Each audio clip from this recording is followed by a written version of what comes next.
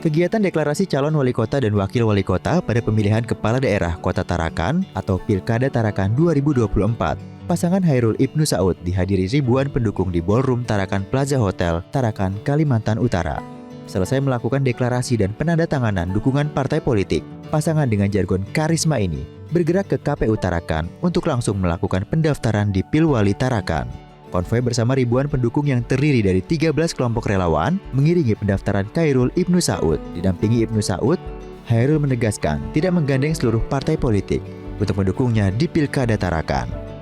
Program kami ini kalau dilihat dari persentase kira-kira 90% ya. Jadi mungkin memang bahwa kalau dikatakan itu selesai semua ya selesainya tidak 100%, tetapi kalau dalam statistik ya sekitar 90%. Sehingga tentu bahwa apa yang kami lakukan di periode pertama ini kami merasa itu sudah cukup optimal walaupun belum maksimal ya, karena memang tentu masih ada disparitas ataupun disparitas sekitar 10% itu.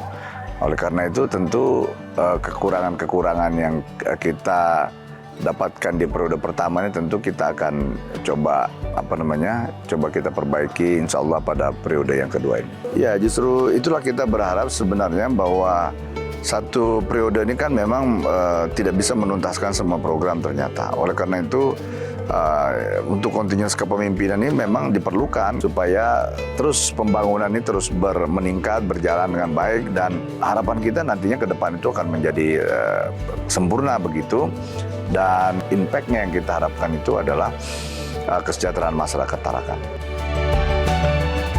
Hairul menggunakan orasi politik dari 13 partai pengusung dan pendukung, mulai dari Nasdem, Gerindra, Demokrat, PDIP, PKS, P3, PKB, PAN, Hanura, Golkar, dan 3 partai pendukung yakni PSI, Perindo, dan Partai Buruh. Semua menyatakan mereka mendukung pasangan karisma karena sudah melihat apa yang sudah dilakukan selama 5 tahun menjadi wali kota Tarakan. Ya, visi misi kita sebenarnya kami menganggap bahwa fondasi-fondasi Smart City itu sudah kita letakkan di periode pertama. Nah, periode kedua ini kita mau lebih fokus ya dari Smart City yang kami anggap itu menjadi trigger pembangunan di kota ini, itu yang kita akan coba fokuskan. Visinya yaitu mewujudkan Tarakan sebagai kota jasa, perdagangan, ya, kota industri, perikanan, kelautan, dan juga pengembangan ekonomi kerakyatan menuju masyarakat Tarakan yang sejahtera. Nah, alhamdulillah saya rasa bahwa 5 tahun itu sudah cukup kita meletakkan fondasi ini. Sekarang kita ingin mempertajam di sektor-sektor tertentu yang kita anggap sebagai nanti daya ungkit Tarakan ini untuk menuju ke kota maju dan sejahtera itu. Hairul menegaskan, dukungan terhadap karisma akan bertambah dari sisi relawan yang rela membantu dan tanpa adanya paksaan, serta dengan ikhlas tidak diberi imbalan demi Tarakan yang lebih baik. Ya, program prioritas ke depan ini pertama memang akan melanjutkan kegiatan-kegiatan atau program yang kami anggap dan menurut masyarakat juga dari hasil jajak pendapat itu bahwa program yang dianggap cukup baik pada periode pertama kemarin dan mereka berharap itu tetap diteruskan. Yang kedua seperti tadi pemasangan PDM gratis ya, termasuk juga bantuan-bantuan untuk anak-anak sekolah, perbaikan infrastruktur pendidikan dan juga kesehatan.